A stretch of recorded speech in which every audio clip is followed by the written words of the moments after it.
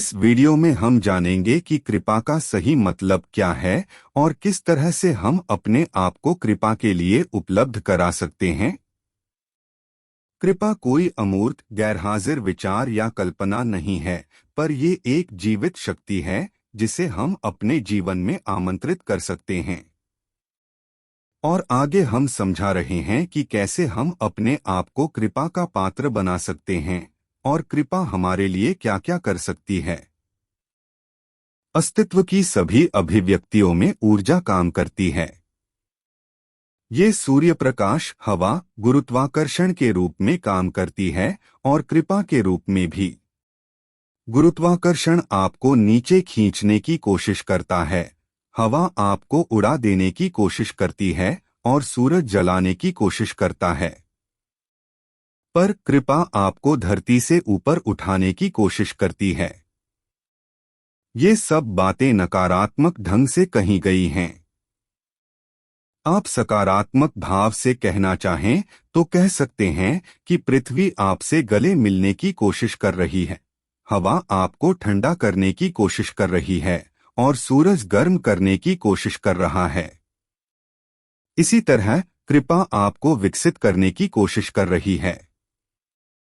आप अभी जिन सीमितताओं में जकड़े हुए हैं, आपको उनमें से खींचकर अलग करने की, उनसे ऊपर उठाने की कोशिश कृपा ही कर रही है। कृपा का सही मतलब, हम अपनी शक्ति, बुद्धि और जानकारी से जो कुछ भी कर सकते हैं वो सब बहुत सीमित है। अगर आप कृपा की खिड़की को खोल सकें तो जीवन ऐसे अद्भुत तरीके से चलेगा जो संभव होने की आपने कल्पना भी नहीं की होगी। आपके सामने हर जगह यह सवाल है, मैं ऐसा कैसे कर सकता हूं? पर ये कोई करने वाली चीज नहीं है। आपके अंदर अगर कोई खाली जगह है जहां आपके विचार और पूर्वाग्रह, आपकी भावनाएं, विचारधाराएं और फिलोसोफी अंदर ना आ सकें, तो आपके जीवन में कृपा एक प्रबल शक्ति की तरह होगी। अगर आप अपने ही विचारों, अपनी ही भावनाओं और कल्पनाओं आदि से भरे हुए हैं, तो कृपा आपके आसपास बहते हुए भी आपके अंदर कुछ नहीं होगा। ज्यादातर लोगों के जीवन के साथ यही त्रासदी है कि उनके आसपास एक जबरदस्त संभावना हमेशा बनी रहने के बावजूद वे उसे पूरी होने नहीं देते।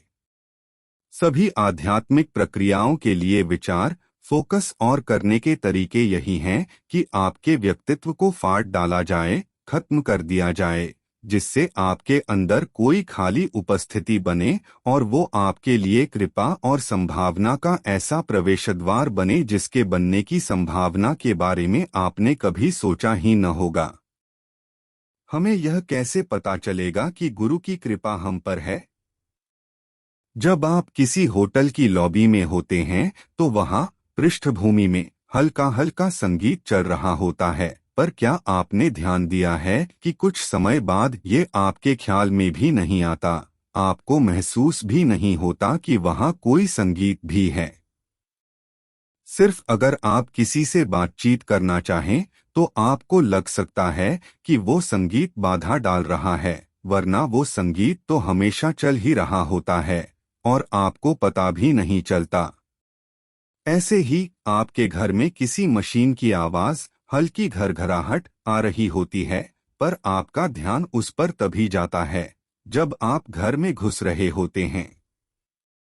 इसी तरह सामान्य रूप से आपको पता भी नहीं चलता कि आपकी सांस चल रही है, पर अगर एक भी मिनट ये न चले तो आपको पता चलेगा। यही वजह है कि आपको यह पता भी नहीं होता कि दिव्यता का हाथ हमेशा ही आप पर है। जब कोई चीज आपके लिए 24 घंटे उपलब्ध हो तो क्या फर्क पड़ेगा अगर आप यह न जाने कि वो है या नहीं? जीवन तो फिर भी चलता रहेगा, पर कृपा में होने के अपने आनंद को आप खो देंगे। कृपा कोई ऐसी चीज नहीं है जो आप पर कभी हो और कभी न हो। यह कोई ऐसी बात नहीं है जिस पर आप हर सप्ताहांत में सवाल उठाएं। यह तो हर समय है ही। अगर आप इसके बारे में जागरूक रहेंगे तो आपको कृपा में होने के आनंद का पता जरूर चलेगा। कृपा का मतलब यह है कि प्रकाश के लिए कोई बाहरी स्रोत आप नहीं ढूंढते, आप खुद प्रकाश के स्रोत बन जाते हैं। हर समय भले ही इसका अनुभव न हो, पर अगर एक पल के लिए भी आप समझ लें कि आप प्रकाश से भरे हुए हैं, तो इसका मतलब है कि आपको कृपा ने छुआ है। बात सिर्फ इतनी है कि आपकी उम्मीद यह है कि कृपा के द्वारा आपकी सारी इच्छाएं, योजनाएं पूरी हो जाएं। आपकी यह वही पुरानी आदत है कि मंदिर या चर्च जाकर भगवान से कहते हैं कि आपके लिए उसको यह या वह चीज जरूर करनी चाहिए। अगर वो ऐसा न करे तो आप अपने भगवान ही बदल देते हैं। कृपा का काम आपकी छोटी मोटी इच्छाएं, योजनाएं पूरी करना नहीं है। वैसे भी आपकी योजनाएं हर समय बदलती रहती हैं। अपने जीवन में अलग अलग समय पर आप सोचते थे यही सब कुछ है, और फिर अगले ही मिनट में उसे बदल देते थे। किसी की कृपा आपकी योजनाएं पूरी करने के लिए नहीं होती। कृपा तो जीवन की योजनाएं पूरी करने के लिए होती है। ये आपको जीवन का हिस्सा बनाने के लिए है, जीवन का मकसद पूरा करने के लिए है। कृपा को उपलब्ध होने के तरीके, व्यक्तित्व से उपस्थिति की ओर आइए। गुरुत्वाकर्षण हर समय आप पर काम कर रहा है, चाहे आप सतर्क हो या न हो। कृपा सूक्ष्म है। आप जब तक सतर्क, सजग नहीं होते, ये नहीं आएगी, आपके चारों ओर होने के बावजूद। कृपा आपकी उपस्थिति के प्रति बहुत ज्यादा संवेदनशील होती है। अगर आप हाजिर नहीं हैं, तो ये हाजिर नहीं होगी। यही स्वभाव दिव्यता का है। ज्यादातर लोग इसी वजह से इसे पाने से चूक जाते हैं, क्योंकि ज्यादातर वे गैर हाजिर होते हैं। आपके विचार, आपकी भावनाएं, आपकी गतिविधि आप पर राज कर रही होती है। आपकी हाजिरी या उपस्थिति आप पर राज नहीं करती। किसी आध्यात्मिक प्रक्रिया से आप अपने में बदलाव लाने की कोशिश करते हैं। आपका शरीर, मन और आपकी भावनाएं आपके साथ साथ आते ही हैं, पर आपको चाहिए कि आपकी हाजिरी मुख्य रूप से अधिकारी बनकर रहे। चूंकि आप हैं, इसीलिए आपने अपने विचारों, अपने शरीर और अपनी भावनाओं को अपने से ज्यादा महत्व दिया है। इस अस्त व्यस्त दशा में आप कृपा को महसूस नहीं कर सकते। अगर आप अपने अंदर की ऐसी दशा को उल्टा कर दें, तो अचानक ही सामान्य परिस्थिति असामान्य बन जाएगी। जीवन का हरेक पहलू पूरी तरह से जीवन के अलग अनुभव में पहुंच जाएगा। ये इसलिए नहीं होता कि आप किसी में कुछ विश्वास करते हैं। विश्वास प्रणालियों की वजह से आप कल्पनाएं कर सकते हैं। यह समस्या विश्वास करने वालों के साथ होती ही है। अगर आप अपने तार्किक मूल में, अपने आधार पर स्थित नहीं हैं, तो यह पूरी तरह से संभव है कि आप अपनी कल्पनाओं में उड़ने लगेंगे और सोचेंगे कि यही कृपा है। अपने आप में एक मजबूत तार्किक आधार पर रहना और फिर भी कृपा के लिए उपलब्ध हो पाना, ये कुछ ऐसा है जो आपको अपने लिए करना चाहिए, करना है। तात्विक, दिव्यदर्शी और तार्किक, ये दो क्षेत्र समान रूप से महत्वपूर्ण हैं। अगर आपका तार्किक क्षेत्र सही ढंग से स्थिर है, स्थापित है, तो आपके जीवन की सामान्य छोटी छोटी बातें ठीक से होती रहेंगी। अगर आपके जीवन में तात्विक क्षेत्र खुला हुआ हो, तो आपका जीवन का अनुभव बहुत ही अद्भुत होगा। अगर ऐसा न हुआ, अगर आप बस तार्किक क्षेत्र को संभालते रहे, तो आपकी व्यवस्था अच्छी रहेगी पर जीवन के अनुभव अच्छे नहीं होंगे। दूसरी ओर, अगर आपने तार्किक क्षेत्र की ओर ध्यान नहीं दिया, तो आपके अनुभव बढ़िया हो सकते हैं पर आपकी व्यवस्थाएं गड़बड़ होंगी। तो तार्किक क्षेत्र को सही रखकर भी तात्विक पक्ष के लिए तैयार होने, खुल जाने की प्रक्रिया को दुनिया के समाजों ने ठीक तरह से संभाला नहीं है। हमसे या तो यह छूट जाता है या वह, इन दोनों के साथ में हुए बिना हमारा जीवन सुंदर नहीं होगा। जब आपने अपने सामान्य काम अच्छी तरह से कर लिए हों, तो अब समय है कि आप अपने आप को तात्विक दिव्यदर्शी क्षेत्र के लिए उपलब्ध कराएं। इसमें आपके तर्क काम नहीं करेंगे, वे बस आपको सीमित कर देंगे। मैं अपने तर्कों के साथ कैसे लड़ सकता हूं? आप तर्क व्यवस्था को बंद करने के पीछे न पड़ें, बस उसके द्वारा जो विचार पैदा हो रहे हैं उनकी ओर ध्यान देना बंद कर दें। 10 जन्मों तक कोशिश करके भी आप मन को खत्म नहीं कर सकते, पर उसके उत्पादों की ओर ध्यान देना आप बंद कर सकते हैं। मन विचार पैदा करता है, आप उनकी ओर ध्यान न दें। ऐसा करने से आप भक्ति की स्वाभाविक प्रक्रिया का हिस्सा बन जाएंगे। भक्ति का मतलब किसी का गुणगान करना नहीं है। भक्ति तो वह है जिसमें आप ही नहीं होते। आप अभी जिसे मैं कहते हैं, वह तो विचारों, भावनाओं और आपकी राय का एक गट्ठर मात्र है। अगर आप इन 3 चीजों को अलग रख दें, तो आपका व्यक्तित्व हाजिर नहीं रह पाएगा। तब आप में जो जीवन है, वह उपस्थित होगा। अगर यह उपस्थित है, तो आप कृपा से चूक नहीं सकते। कर्मयोग। आप खुद को जितना कम रखेंगे, उतने ही ज्यादा ग्रहणशील बनेंगे। साधना की संरचना हमेशा इस तरह की जाती है कि आप अपनी गतिविधियों में इतने गहरे उतर जाएं कि जीने की रोजाना की प्रक्रिया में आप भूल जाएं कि आप हैं कौन। आप ये भी भूल जाएं कि आपका जीवन किस बारे में है। आप बस जो कुछ हो रहा है, उसमें गहरे उतर जाएं। झेन प्रणाली में किस तरह मानवीय चेतना का विकास होने दिया जाता है, इसके बारे में एक सुंदर कहानी है। एक शिष्य ने अपने झेन गुरु के पास जाकर पूछा, अपने आध्यात्मिक विकास के लिए मैं क्या करूं? गुरु ने जवाब दिया, फर्श साफ करो, लकड़ी काटो, खाना बनाओ। शिष्य बोला, उसके लिए मैं यहाँ क्यों आऊं? यह सब तो मैं घर पर भी कर सकता हूँ। गुरु मुस्कुराए, पर जब तुम अपने घर का फर्श साफ करते हो तो वह तुम्हारा अपना फर्श है। तुम अपने पड़ोसी का फर्श साफ नहीं करोगे, चाहे वह कितना भी गंदा हो गया है। लकड़ी काटना और खाना बनाना तुम सिर्फ अपने लिए करोगे या उनके लिए जिन्हें तुम अपना मानते हो। तुम सभी काम अपने आप को बढ़ाने के लिए करते हो, बजाय इसके कि हर काम तुम अपने आप को खत्म करने के लिए करो।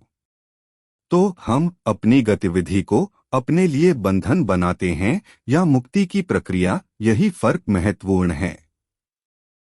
आप कोई भी काम या तो अपने आप को बढ़ाने के लिए करते हैं या फिर अपने आप को खत्म करने के लिए।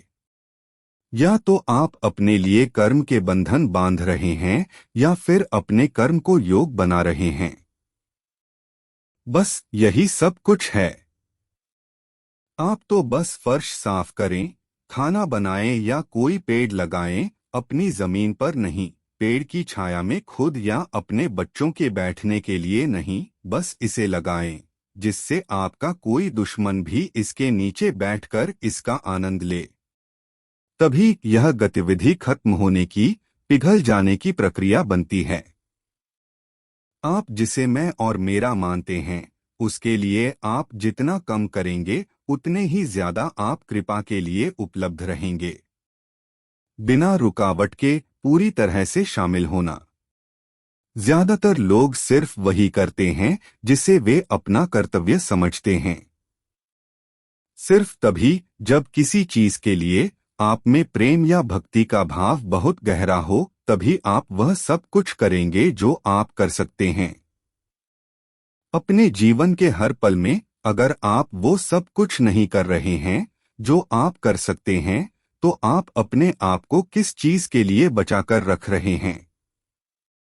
क्या ये महत्वपूर्ण नहीं है कि अपने जीवन के हर पल में आप वो सब कुछ करें जो आप कर सकते हैं? शामिल होने का यह गहन भाव ही भक्ति है। भक्ति कोई सौदा, कोई समझौता, कोई लेन देन नहीं है। मुझे कुछ भी नहीं चाहिए, मेरे लिए कुछ भी होना जरूरी नहीं है, यही भक्ति है। मुझे क्या मिलेगा, सिर्फ इस एक बात से अगर आप मुक्त हो जाएं तो आपका जीवन बहुत ही आनंदमय, भरपूर, कृपा वाला हो जाएगा। भक्ति का मतलब है आशाओं, इच्छाओं के दर्द से मुक्त हो जाना।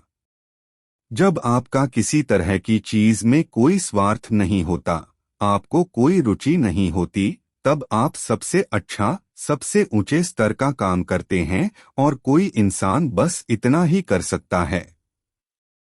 अपनी वो प्रतिबद्धता अगर आप दिखाएं, उतने स्तर पर हर उस चीज में शामिल हो जो मौजूद है, तो आप कृपा के लिए उपलब्ध हो जाएंगे। भक्ति का मतलब है बिना किसी सवाल के, बिना खुद को रोके, बिना कुछ पीछे रखे, पूरी तरह से शामिल होना। आपका शामिल होना अगर उस तरह का है तो आप पर कृपा एक झरने की तरह बहेगी, बूंदों में नहीं टपकेगी। जब आप पर ऐसी कृपा बरसेगी तो आपके जीवन का मकसद पूरा हो जाएगा। अगर आपका शरीर, आपका मन और आपकी ऊर्जा बाधा नहीं बनते और आप कृपा के लिए उपलब्ध हैं, तो आपको यह चिंता करने की जरूरत नहीं रहेगी कि आपके जीवन का क्या होगा। जो भी होगा, सबसे ज्यादा अद्भुत चीजें ही होंगी। बड़े होने का दिखावा करना बंद कीजिए। इधर उधर घूमते हुए यह समझिए कि आप जो कुछ भी हैं, बहुत छोटे हैं। छोटे होने का मतलब यह नहीं है कि आप शून्य हैं, पर छोटा होना शून्यता के बहुत करीब है। आपको यह भी दिखाने की जरूरत नहीं है कि आप छोटे हैं, क्योंकि वास्तव में आप बहुत ज्यादा छोटे हैं। आप सिर्फ बड़े होने का दिखावा कर रहे हैं। आप अगर अपने सब दिखावे, सब नाटक बंद कर दें, तो आप कृपा को उपलब्ध हो जाएंगे। हर किसी चीज के सामने झुकें। आप नहीं जानते कि कोई पेड़ वास्तव में कैसे काम करता है। आपको नहीं पता कि घास का तिनका कैसे बनता है। आपको नहीं मालूम कि इस ब्रह्मांड में कोई भी चीज किस तरह से काम कर रही है। तो यहाँ जो कुछ है वो आपसे थोड़ी ज्यादा बुद्धिमान लगती है। जब आप इतने बुद्धू हैं तो बेहतर होगा कि आप हर चीज के सामने झुकें। जब पेड़ को देखें तो झुकें, पहाड़ को देखें तो झुकें। अगर आप घास का तिनका देखें तो भी झुकें।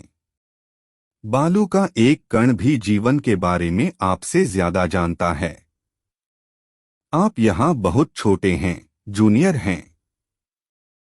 आपके आने के बहुत पहले से वे यहाँ हैं और जीवन के बारे में वे सभी आपसे बहुत ज्यादा जानते हैं।